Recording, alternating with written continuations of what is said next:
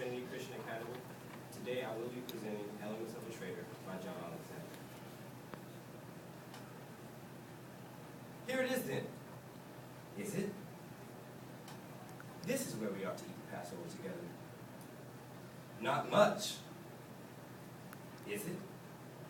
And I wonder what exorbitant price was agreed to for these meager quarters. Ah, yes, they make the plans, but it is my money that must settle the account. Peter, the boastful. Andrew, the inviter. And we must never forget John, the disciple whom he loves. Must we now? They and the legions of hangers-on, anxious to be at the feet of the Master, but never thinking that it takes money to run an army. Oh, and that is where I come in now, isn't it? Judas, go pay for the food. I am seen as the foreigner, the one from Kerioth, always the outsider. What right that Peter, James, John have to be in the select inner circle, while I am left seeing to it that there is money to pay the bills? Judas, we need warm clothing for all. Winter is coming. Meanwhile, no one has so much as a thought from whence our next morsel comes. It is just expected that Judas, he from the wilds of Kerioth, Judas, the outsider, will look after those trifling details. Yes, and so I do, so that those starry-eyed dreamers can feel free and enabled to dream their depressing dreams and think their trifling thoughts. Judas do this, Judas do that, never so much as a thought of how we create our income. For example, a large crowd gathered on the hillside to hear the Nazarene preach. Thousands and thousands and thousands. And get this, he tells me, feed them. Feed them? Feed the multitudes. Does he think I have a bottomless purse? It was fortunate that just at that moment, along came Andrew. Ah, yes, dear Andrew, the inviter. And whom did Andrew, the inviter, have in tow on this occasion? A young child, one who would, according to all accounts, look after the food situation, no less. See, the child had a bounteous storehouse of provisions, enough and more to go around. Yes, right, a tiny loaf of bread and some despicable little fish. I admit, I do not know just exactly how it happened, but somehow there was enough to feed the thousands. That, and much left over. But there again, it became evident the lack of common sense among these people. You see, the people on the hillside were hungry and had been fed. They had received teaching. They were in, let's say, liberal and giving spirits. So I say to Thomas, let us take the baskets now and gather an offering from the people. This to defray expenses. Thomas goes running to the Nazarene. And with only a look in my direction, that excellent opportunity was lost. Judas, we need money for the poor. And how about that addle-brained woman, Mary of Bethany, who squandered a year's wages on expensive ointment, which she used to anoint the feet of Jesus? Yes, the feet. Scandalous. And not a hand was raised to stop her. Not so much as a thought of how this utter waste could have benefited the poor and the downtrodden. Had the ointment been sold and the money put in my purse. It wasn't always this way, you know. Back when I first left home in Kerioth, off to serve the Master, a spring in my step and a fire in my heart. What happened? What happened? I will tell you what happened. Jesus made me responsible for the treasury.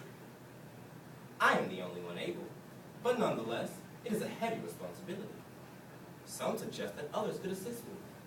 Matthew, perhaps, or Simon. Matthew or Simon, indeed. In my mind, the first has not escaped his earlier role as a publican puppet for the Romans.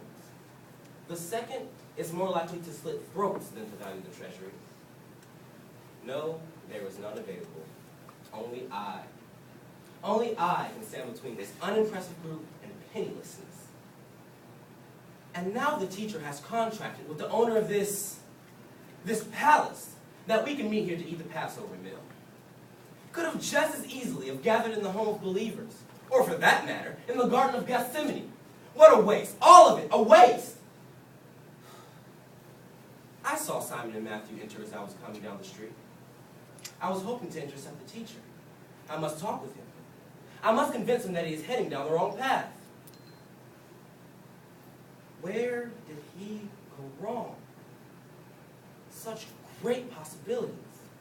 An opportunity to lead an uprising, to once and for all deal with the Romans and rascals. But Jesus keeps telling us that his mission is spiritual, not temporal. Spiritual? Leave the spiritual matters to those who run the synagogue. The prospect at hand is to overthrow the Romans. Why would one with such a promise succumb to such irrational pursuits? And with all this, still I am loyal. I have always been intensely loyal, more than any of the rest. After the feeding of the 5,000, scores of disciples turned back and walked no more with him. I stayed, with great apprehension and filled with the deepest concerns.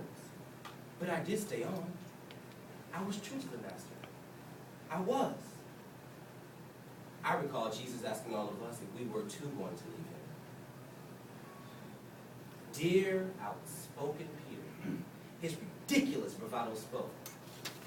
Lord, to whom shall we go? You alone have the words of eternal life. We believe you and know that truly you are the Christ, the Son of the living God. And Jesus replied, have I not chosen you 12, and one of you is the devil? Yes, and I felt his eyes upon me.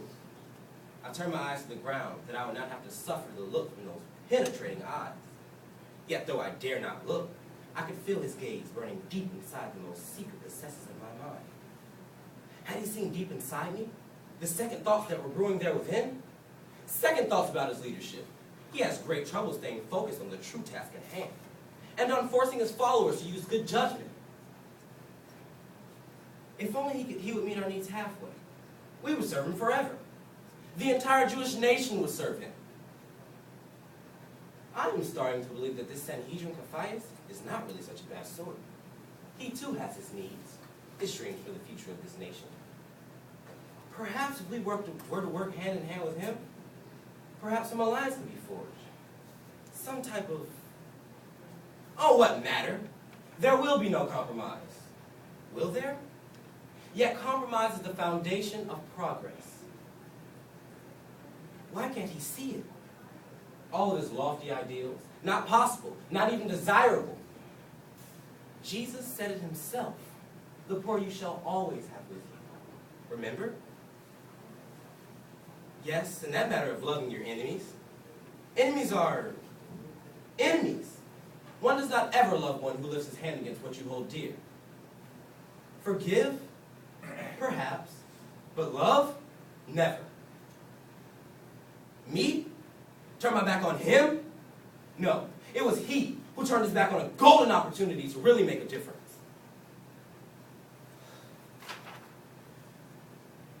Why were you such a disappointment, Jesus? With all that potential, why is it that when history is recorded, that the name Jesus of Nazareth will be nothing but an obscure reference to what might have been? It was his fault, you know. His fault for not seeing my weaknesses. After all, he didn't trust me with the purse.